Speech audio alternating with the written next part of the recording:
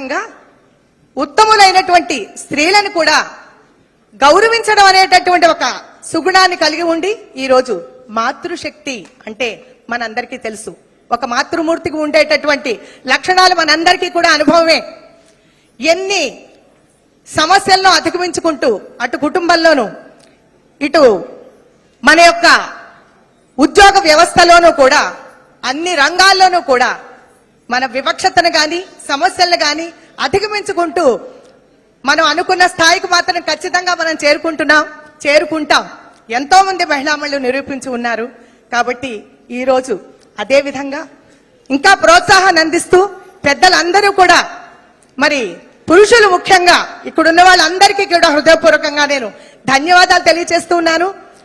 మాకు ఇదే విధంగా ప్రోత్సాహాన్ని అందిస్తే అనుకున్న స్థాయికి తప్పకుండా మేము చేరుకుంటామని చెప్పి నిరూపిస్తాం.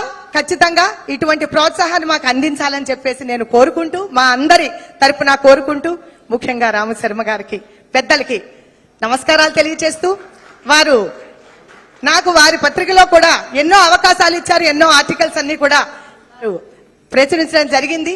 ధన్యవాదాలు తెలియజేస్తున్నాను సార్. సభాముఖం ఇంతటి గొప్ప కార్యక్రమంలో నాకు కూడా అవకాశం ఇచ్చి అవార్డు ఇచ్చి ప్రోత్సహిస్తున్నందుకు పెద్దలందరికీ కూడా హృదయపూర్వకంగా నమస్కారాలు తెలియజేస్తున్నాను.